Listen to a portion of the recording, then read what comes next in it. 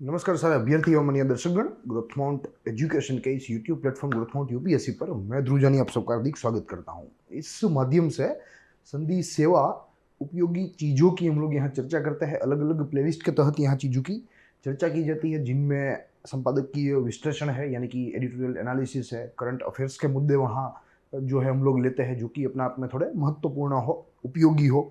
साथ ही यहाँ ये एक विशेष सीरीज भी चल रही है जो अपने आप में मात्र और मात्र कानूनों के अध्ययन को समर्पित है। ऐसे कानून जिन्होंने आज के भारत के निर्माण में अहम भूमिका निभाई है। साथ ही में यह हमारा 75वां वर्ष चल रहा है हमारे स्वाधीनता का, हमारे स्वतंत्रता का।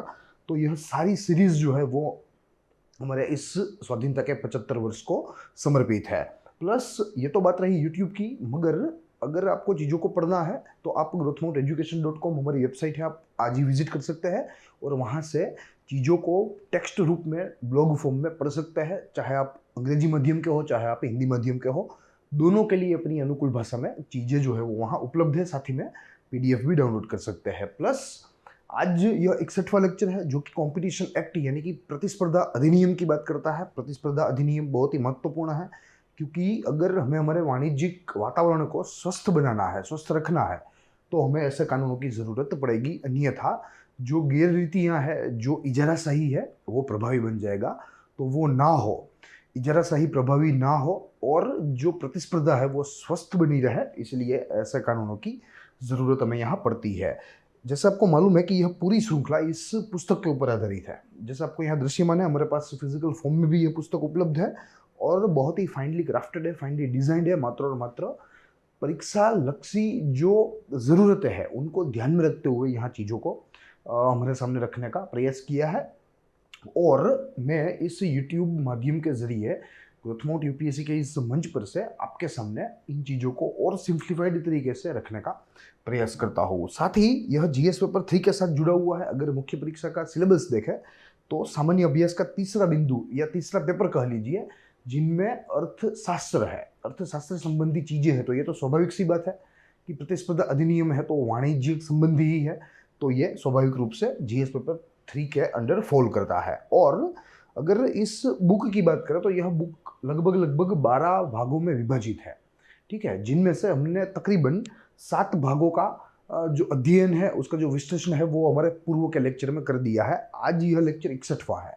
तो मैं आपको अनुरोध करूंगा कि अगर आपने इसी सीरीज के जो पूर्व लेक्चर्स है, right from lecture 1 to lecture 60, अगर आपने नहीं देखे हैं तो आप पहले वो देखिए। वो आपकी समझ बनाने में, एक आपका जो परसेप्शन है वो क्रिएट करने में आपको अनुकूल या मददरूप साबित होगा। साथ ही में परीक्षा में ये तो उपयोगी होना ही है।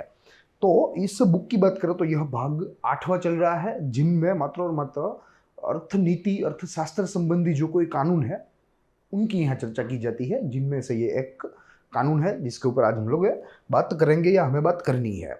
रही बात आज की चर्चा की, तो सेम मोडस ऑपरेंडी से हम लोग जाएंगे। सबसे प्रथम इस अधिनियम का जो परिचय है, परिचय के साथ उसकी पृष्ठभूमि है यानी कि उसका बैकग्राउंड है, बैकग्राउंड के साथ इसके प्रमुख उद्देश्य है, फिर महत्वपूर्ण प्रावधान है और अंत में हम इसकी आलोचना में इसके महत्व को देखेंगे। तो यह हमारी मोडस ऑपरेंडी है। उसी मोडस ऑपरेंडी से आज चीज़ों की जो है चीज़ों को देखने की शुरुआत करेंगे, जिनमें सबसे प्रथम हमें इंट्रोडक्शन देखना है। माइंड मैप की मदद से हम लोग देखने का प्रयास करेंगे ताकि चीज़ों को तेजी से समझने में भी हमें सरलता रहे एवं सचोटता से चीज़ों को समझा भी जा सके। प्रथम बिंदु इस परिचय में कहता है कि the competition act 2002 creates a law that promotes healthy market behaviour bye regulating anti competitive tendency. Yes, तो यहाँ बता रहा है कि यह कानून ने सबसे प्रथम तो एक हेल्दी मार्केट बिहेवियर यानी कि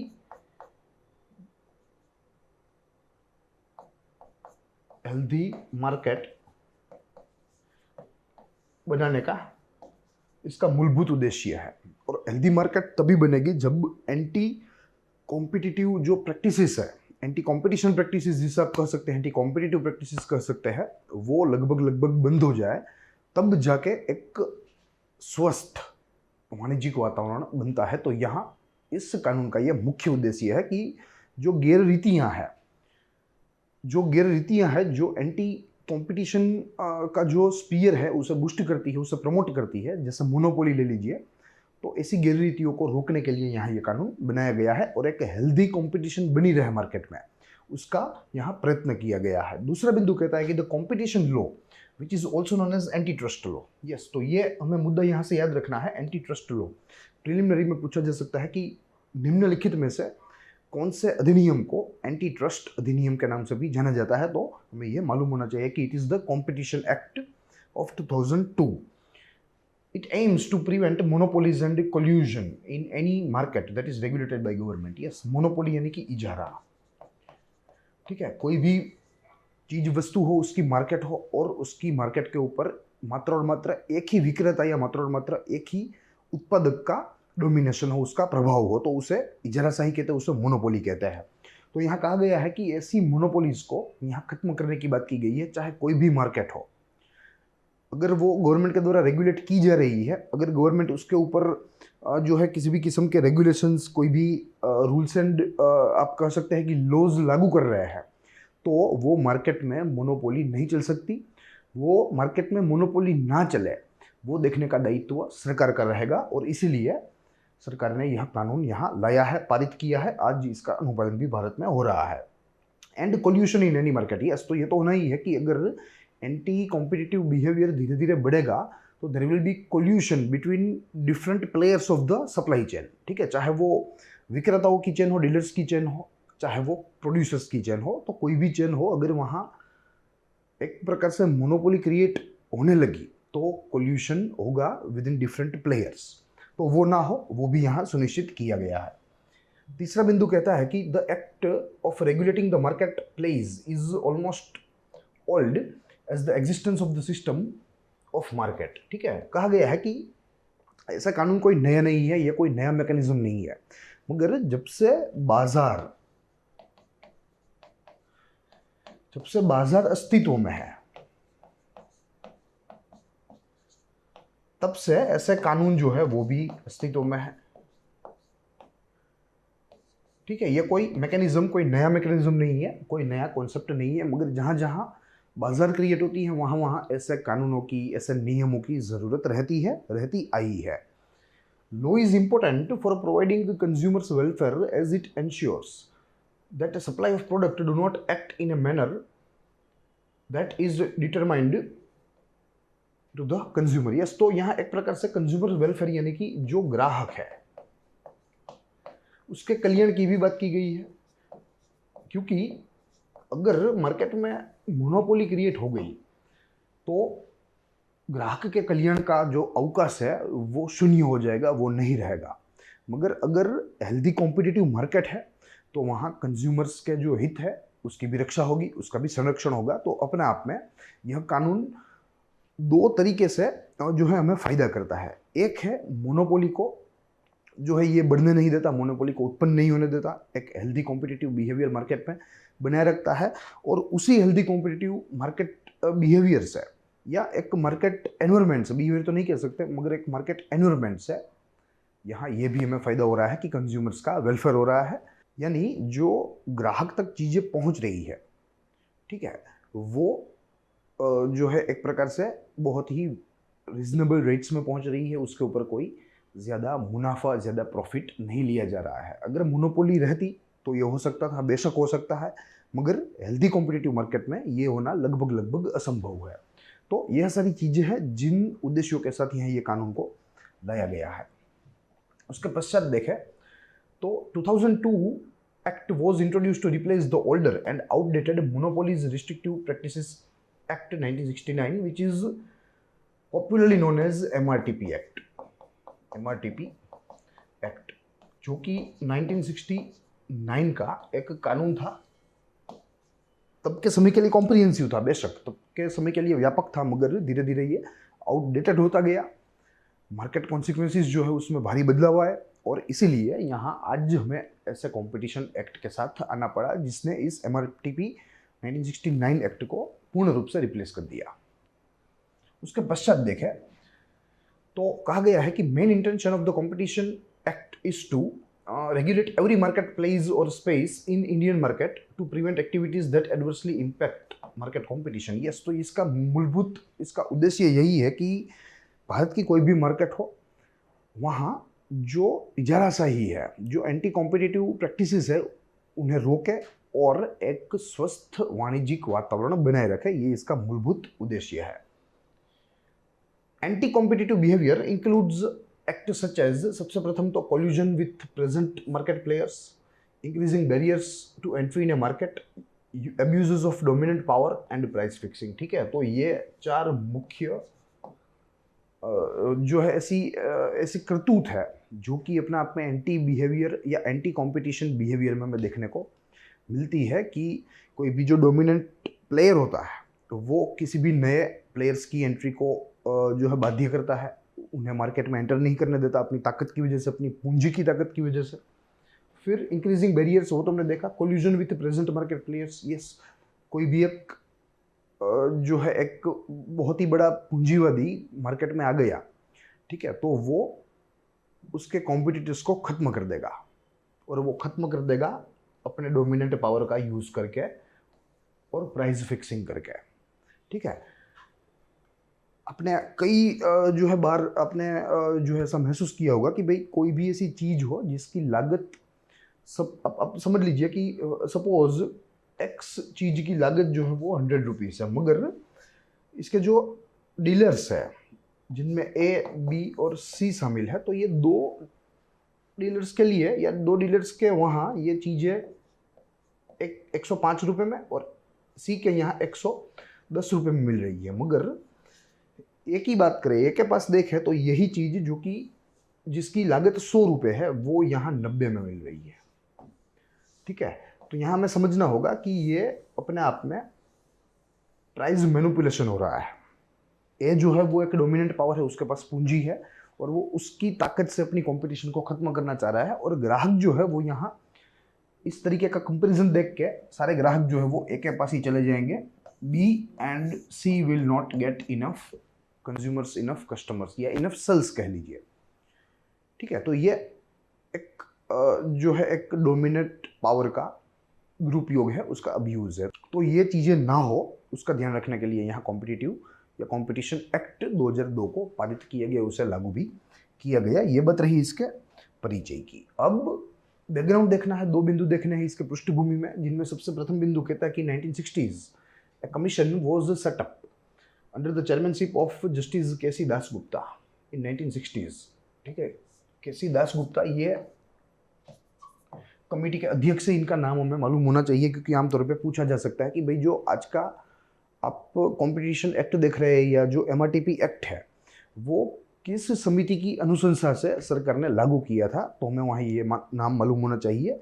it was justice K C Dasgupta committee to inquire into the situation of market policies monopolies in India. MRTP act was implemented based on the recommendation of this act या ऑफ दिस कमीशन कह लीजिए। Law was framed finally and comprehensive for the time. Yes, तब के समय के लिए MRTP act जो था वो बहुत ही अच्छा था, कॉम्प्रिहेंसिव था, जैसे मैंने आपको शुरू में ही बताया। मगर धीरे धीरे जो मार्केट कॉन्सिक्वेंसेस है, जो इकोनॉमिक कॉन्सिक्वेंसेस है, उसमें भारी बदलाव आया। ठीक है, और हमें ना चाहते हुए भी आगे जाके MRTP को पीछे छोड़कर एक नया एक्ट लाना पड़ा, उसे पारित करना पड़ा। इन 1991 Indian economy witnessed a fundamental reforms making this act redundant and unsuitable for new India. Yes, एक नए आर्थिक भारत का निर्माण हुआ 1991 में। जैसे हमें मालूम है कि आर्थिक सुधार है, और इस आर्थिक सुधार ने पूरे के पूरे भारतीय अर्थतंत्र का जो रूप था, जो स्वरूप था, वो 100% बदल कर रख दिया। तो ऐसे में यह कानून जो है वो अपने आप में अब थोड़ा थोड़ा आउटडेटेड होने लगा, और इसीलिए एक अपडेट की यहाँ जरूर थी। ठीक है, तो यह प्रथम बिंदु रहा बैकग्राउंड का। दूसरे बिंदु में कहा गया कि keeping this changes in mind the competition act 2002 was promulgated. इन सारी चीजों को ध्यान में रखते हुए सुधार के साथ यह एक 2002 का नया कानून, प्रतिस्पर्धा कानून 2002 लाया गया। तो यह बात रही इसके बैकग्राउंड की। अब हमें ऑब्जेक्टिव देखने हैं। एक ही ऑब्जेक्टिव है, वैसे तो हमने यह ऑब्जेक्टिव का जो विचार है उसको तो हमने इसके इंट्रोडक्शन में ही देख लिया, इसके परिचय में ही देख लिया, मगर यहाँ स्पेसिफिकली विशेष करके अगर उद्देश्यों की बात करें तो कहा गया है कि the objectives of this act is to establish a commission. Yes, तो एक पहले तो आयोग का गठन है या आयोग की स्थापना करने का उद्देश्य यहाँ है। The competition commission which prevents practices having an adverse effect on competition, to promote and sustain the competition in market, to protect the interest of consumers, and to ensure the freedom of trade carried on by other participants in markets in India. आपने CCI का नाम सुना होगा, ठीक है। तो ये competition commission of India है, ठीक है, जिसकी स्थापना यहां इस कानून के द्वारा की गई थी 2002 में। तो ये इसका एक मूलभूत उद्देश्य है और यह कमीशन को यही देखना है कि मार्केट में एक स्वस्थ वातावरण बना रहे, कंपटीशन एक जो हो रही है वो एक स्वस्थ होनी चाहिए, नहीं कि कोई एक के द्वारा प्रभावी हो, ठीक है। तो इन सारी चीज़ों का ध्यान यहाँ इस समिति को या इस आयोग को रखना है। तो ये बात रही इसके उद्देश्यों की। अब इसके कुछ प्रमुख प्रावधान देखने हैं, जिनमें अलग अलग अध्यायों के तहत अलग अलग प्रावधान हमें देखने हैं। सबसे प्रथम है एंटी कॉम्पिटिटिव एग्रीमेंट्स। तो एक्ट प्रोहिबिट्स एनी एंटरप्राइज और association or person from entering into any agreement with respect to the production, supply, distribution, storage, acquisition and control of goods and services which causes or is likely to cause an appreciable adverse effect on the market competition in India। yes, वैसे किसी भी किस्म की समझौती, किसी भी किस्म के ऐसे कॉन्ट्रैक्ट जो कि भारत में हेल्दी कॉम्पिटिटिव वातावरण या एनवायरनमेंट को खतरे में डाल रहे हो, वो यहाँ अवैध है, यानी कि इलीगल है, वे नहीं चल सकते, they are null and void. These anti-competitive agreements can be with respect to directly or indirectly determining purchase or sale price, limiting or controlling production with respect to supply market, technical development, investment or provision of services directly or indirectly, rigging, bidding or creating a collusive bidding। yes, तो कुल मिलाकर स्वस्थ प्रतिस्पर्धा के वातावरण को हानि करने वाली कोई भी चीज अपने आप में भारत में नहीं चलेगी, भारत में अवैध कहलाएगी। यहाँ कहा गया है कि चाहे वो कोई भी चीज़ों के साथ संबंधी हो, सबसे प्रथम तो यहाँ चेन की बात की गई है, चाहे वो प्रोडक्शन हो, चाहे वो सप्लाई हो, चाहे वो सर्विसेज की डीलिंग हो, कोई भी हो। फिर यहाँ कहा गया है कि किसी भी कारण के लिए हो, कारण भी यहाँ दर्शाए गए हैं। For purchase and sales price, कि भाई आपको किस जो है दाम में बेचना है, किस दाम में खरीदी करनी है। लिमिटिंग और कंट्रोलिंग प्रोडक्शन, ठीक है, प्रोडक्शन को जो है एक प्रकार से रेगुलेट करना और इस तरीके से रेगुलेट करना कि कॉम्पिटिटिव जो वातावरण है मार्केट में वो बिगड़े और मोनोपोली को प्रभाव एक प्रकार से जो है बूस्ट मिले, ठीक है। तो ऐसी सारी चीज़ों को यहाँ अवैध माना गया है और उसे खत्म करने की बात यहाँ इस कानून के प्रथम अध्याय में की गई है। उसके पश्चात देखें तो abuse of dominant position. Yes, dominant position यानी कि प्रभावी स्थान और प्रभावी स्थान का दुरुपयोग यहाँ बताया गया है। सबसे प्रथम बिंदु कहता है कि the abuse of dominant position refers to directly और indirectly imposing unfair or discriminatory condition in the purchase and sales of goods and service। yes, तो एक बहुत ही व्यापक लैंग्वेज में यहाँ बताया गया है कि अनफेयर एंड डिस्क्रिमिनेटरी प्रैक्टिसेस, यानी कि अनफेयर आप कह सकते हैं कि जो वाजिबी नहीं और डिस्क्रिमिनेटरी यानी कि भेदभाव पूर्ण। तो ऐसी कोई भी एक्टिविटी को यहाँ ये कॉम्पिटिशन एक्ट 2002 उसको सहन नहीं करेगा और उसे अवैध ही ठहराएगा। An enterprise with the dominant position in the market refers to any enterprise with such strength in the market that can operate independently of competitive forces prevailing in the relevant market or affect its competitor or consumers or the relevant market in its favor। yes, तो यहाँ ये enterprise की dominant position की बात की गई है कि यह डोमिनेंट पोजीशन से वो जो मार्केटिंग फोर्स है उससे ऊपर वो कार्य कर सकता है, क्योंकि उसके पास शक्ति है, उसके पास पूंजी है, कैपिटल है, ठीक है, और यहाँ वे मार्केट का जो वातावरण है वो बिगाड़ सकते हैं, ऐसा कहा गया है। मगर इस कानून के द्वारा ऐसे प्लेयर्स को बाध्य किया गया है, they are prohibited from doing such activities. One of the fear with respect to an enterprise being in the dominant position is with respect to the predatory pricing of goods and services. ठीक है, एक जोखिम यही है ऐसे बड़े बड़े players का कि वे प्राइस के साथ छेड़खानी करेंगे। Predatory pricing is a sale of goods and service at a price which is below the cost of production. लागत की जो कीमत है उससे कम कीमत में बेचना, उसे predatory pricing of goods and जो है सर्विसेज कह सकते हैं हम लोग। और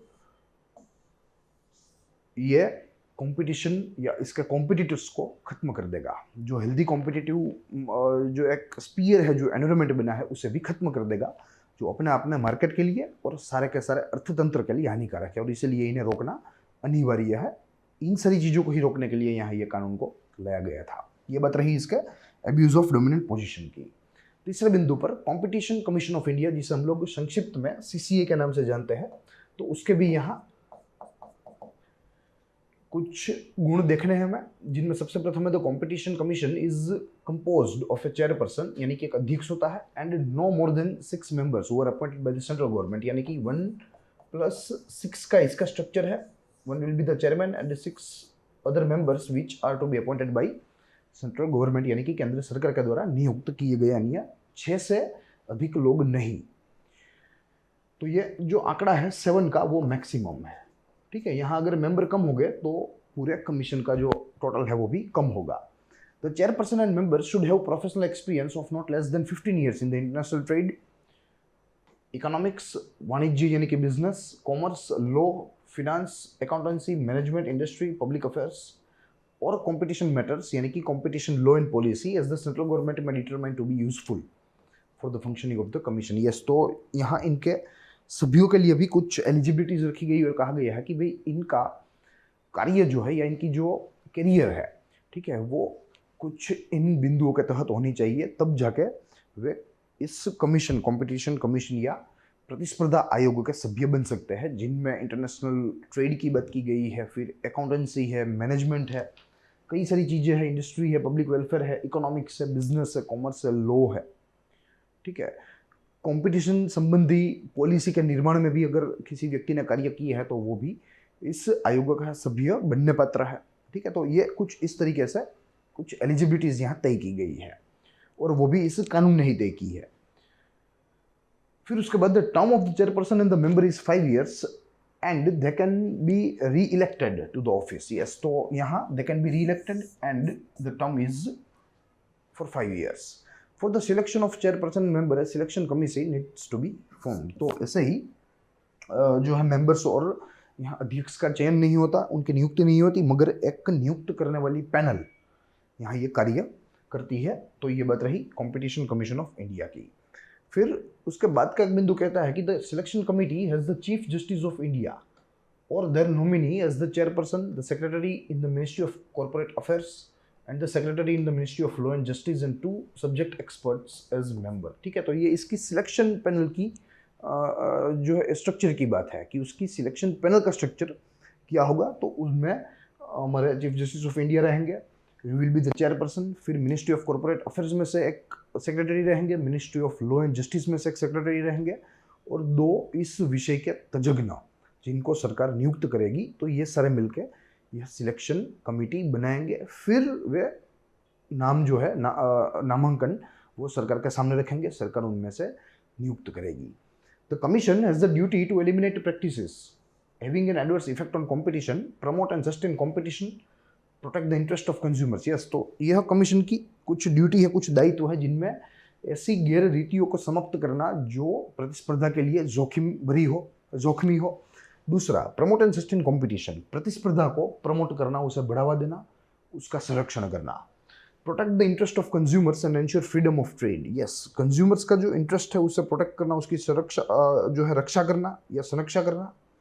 and ensure the freedom of trade carried on by other participants in the market of the India. Yes, तो सारे जो प्लेयर्स हैं उन सारे को स्वतंत्रता प्राप्त है बाजार में व्यवसाय करने की, वाणिज्य करने की, और वे जो है कर सकते हैं, उसमें कोई दिक्कत नहीं है। मगर अगर कोई ऐसी शक्तियाँ उनको बाधित कर रही हो तो यह कमीशन का कार्य है कि उन शक्तियों को जो है खत्म करे, जो ऐसे एंटी कॉम्पिटिटिव एक प्रकार से एंटी कॉम्पिटिटिव स्पीयर का निर्माण कर रही हो या ऐसा वातावरण बना रही हो। The commission can also undertake inquiries in the market of India to ensure that there is a promotion of market competition. Yes, तो कुल मिलाकर इनके पास कुछ सत्ताएं हैं, जिन सत्ताओं का उपयोग करके बाजार में आज क्या चल रहा है, किस तरीके की जो है व्यवस्था है, चाहे कंपटीशन जो है वो हेल्दी है या मोनोपोली हेल्दी है, वो सारी चीज़ें देख सकते हैं ये, और अपने आप में कंपटीशन का वातावरण बने रहे उसके लिए कार्य भी कर सकते हैं। तो ये कुछ सत्ताएं इसको निहित है। अब बात है पेनल्टीज की, कि अगर कोई व्यक्ति ऐसी एंटी कॉम्पिटिटिव बिहेवियर करेगा तो उसे सजा क्या होनी चाहिए, तो उसका भी कुछ प्रावधान है, जिनमें सबसे प्रथम है, if the competition commission determines that a person or enterprise is in violation of the act and provides the violator orders and direction to comply with, the failure of the violators to comply with the same can lead to the fine up to rupees 1 lakh for each day of such non-compliance subject to the maximum of 10 crore। ठीक है, अगर इस प्रतिस्पर्धा आयोग ने जहाँ कहीं भी ढूंढा कि भाई कोई व्यक्ति या किसी भी जो है एंटरप्राइज यानी कि कोई भी फर्म के द्वारा ऐसी गैररीति हो रही है, एंटी कंपटीशन बिहेवियर हो रहा है, तो वे लोग उनको बताएंगे कि भाई आप आपका जो बिहेवियर है वो सही करें, आपका जो बिहेवियर है वो इस एक्ट के साथ कंप्लाई होना चाहिए, it should be in accordance with this act. और एंटरप्राइज या व्यक्ति के द्वारा ऐसा नहीं किया जाता तब जाके पेनल्टीज जो है वो लगाई जाती है। 1 लाख से अधिकतम 10 करोड़ रुपए तक की पेनल्टी लगाई जा सकती है। ये बात रही पेनल्टी की, उसका एक बिंदु। दूसरा बिंदु कहता है कि if there is a continued violation of the competition act then the violator can also be punished with imprisonment for a term of up to 3 years along with fine. Yes, अगर लगे कंपटीशन कमीशन को कि भाई यहाँ repeatedly violation इस act का हो रहा है, कहने पर भी, समझाने के बावजूद भी इस एक्ट के साथ जो है वायोलेशन किया जा रहा है, तो वो वायोलेटर को, जो जिसने यह कानून का भंग किया है, चाहे वो व्यक्ति हो चाहे वो पूरा का पूरा पूरी की पूरी कंपनी हो, तो उन्हें 3 वर्ष तक की भी जो है सजा मिल सकती है, उन्हें कारावास मिल सकता है, या उनकी जो है एक प्रकार से धरपकड़ हो सकती है। फिर उसके बाद apart from this there are also various degrees of fines and penalties depending on the impact of a particular act as on the market. Yes, तो यहाँ इसके साथ अन्य भी सजा के कुछ प्रावधान है जो तय करेंगे कि भाई जो वायोलेटर के द्वारा कृत्य किया गया है वो कृत्य की बाजार के ऊपर कितना, वो कृत्य का प्रभाव जो है वो बाजार के ऊपर कितना पड़ा, वह या वो कृत्य कितना प्रभावी है बाजार में। ठीक है, तो उस तरीके से उसकी सजा जो है वो यहाँ सेट की गई है। फिर बात है अपीलेट ट्रिब्यूनल की। The national company law appellate tribunal constituted under the companies act 2013 act as appellate tribunal for competition law cases also. ठीक है, जो हमने कंपनी एक्ट्स में देखा था कि भाई जिस एनसीएलटी का निर्माण किया गया, यही एनसीएलटी कंपटीशन एक्ट में भी जो है कार्य करेगी, यानी कि कंपटीशन संबंधी जो कुछ मामले हैं वो भी यहाँ ही आएंगे, इस अपीलेट अथॉरिटी के पास ही आएंगे। Apart from this, the central government or any state government or the commission or any affected person can appeal any order of the appellate tribunal in the Supreme Court of India within 60 days of the passing such an order। तो यहाँ ये इसके कुछ प्रावधान है जिसकी हमें यहाँ एक प्रकार से समय सीमा दी गई है जो कि 60 दिन है।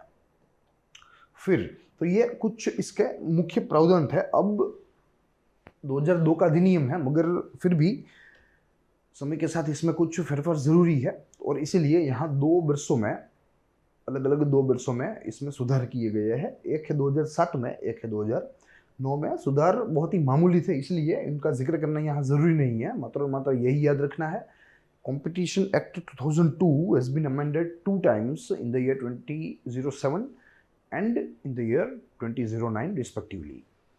तो ये बात रही इसके अमेंडमेंट की। अब इसके कुछ क्रिटिसिज्म्स देखेंगे, कुछ महत्व की बात करेंगे, शुरू करेंगे इसकी चर्चा आलोचना से, यानी कि क्रिटिसिज्म से। सबसे प्रथम क्रिटिसिज्म है कि it is a weak legislation. Yes, legislation का उद्देश्य बहुत ही अच्छा है, मगर इसका प्रभाव, इसकी ताकत बहुत ही कमज़ोर है, और इसीलिए आज भी भारत में एंटी कॉम्पिटिशन बिहेवियर रोका नहीं जा सकता।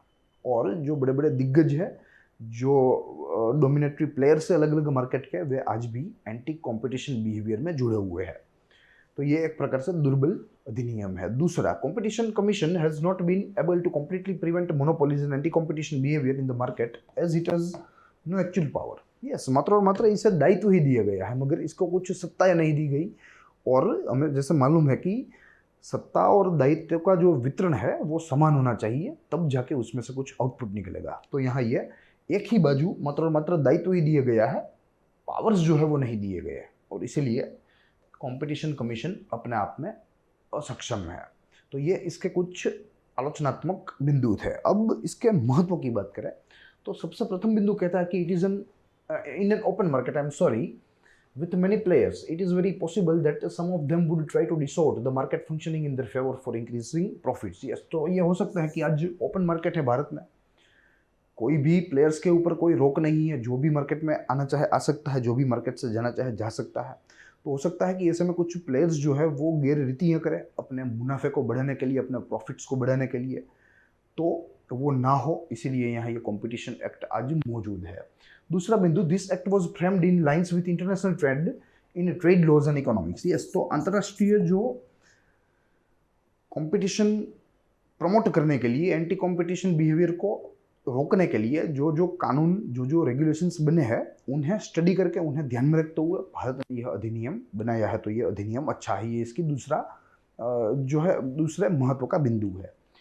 Lastly, it says that Act promotes a healthy competition behavior in Indian market, and so far it has worked fairly successful to ensure that the economy as a whole benefits for the same. Yes, तो यहाँ भारत में तो यह कानून ने बहुत ही अच्छा कार्य किया है, और काफ़ी हद तक मार्केट में एक हेल्दी कंपटीशन बिहेवियर को प्रमोट किया है, और न केवल प्रमोट किया है मगर इसे लागू भी किया है। तो भारत के लिए तो यह बहुत ही अच्छा कानून है। तो यही सारी चीज़ें थी जो कि आज हमें यहाँ इस हमारे 61वें लेक्चर में देखनी थी। पूरे लेक्चर में हमने पूरे कानून के बारे में समझने का प्रयास किया, अलग अलग चीज़ें देखी, इसके परिचय से हमने शुरू किया, फिर पृष्ठभूमि देखी, इसके उद्देश्यों की चर्चा की, प्रमुख प्रावधान देखे, और अंत में इसके संशोधन के साथ इसकी आलोचना एवं महत्व का भी अभ्यास किया। तो I hope you enjoyed the lecture. साथ ही यह तो बात रही यूट्यूब की, मगर आपको चीज़ों को पढ़ना है तो जैसे मैंने आपको शुरुआत में ही बताया, आप growthmodeeducation.com हमारी वेबसाइट है, वो आप आज ही विजिट कीजिए। वहाँ आपको सारी चीज़ें ब्लॉग के फॉर्म में उपलब्ध रहेगी, आप वहाँ से PDF भी डाउनलोड कर सकते हैं, ठीक है। और चाहे आप अंग्रेजी माध्यम के हो, चाहे आप हिंदी माध्यम के हो, दोनों की अनुकूल भाषा में चीज़ें वहाँ उपलब्ध है, तो आप आज ही वहाँ मुलाकात लीजिए। प्लस ग्रोथ माउंट UPSC की इस यूट्यूब चैनल को भी आप ज़्यादा से ज़्यादा शेयर कीजिए, ज़्यादा से ज़्यादा अभ्यर्थियों तक पहुँचाएं, ताकि सारे महत्वाकांक्षी अभ्यर्थियों की तैयारी जो है वो अच्छी बने और उनको परीक्षा में हम उपयोगी बने। तो आज इतना ही, हम लोग मिलेंगे इसी श्रृंखला के अगले लेक्चर में अगले कानून के साथ। तब तक के लिए दीजिए इजाज़त, देखते रहिए ग्रोथ माउंट UPSC। जय हिंद, जय भारत।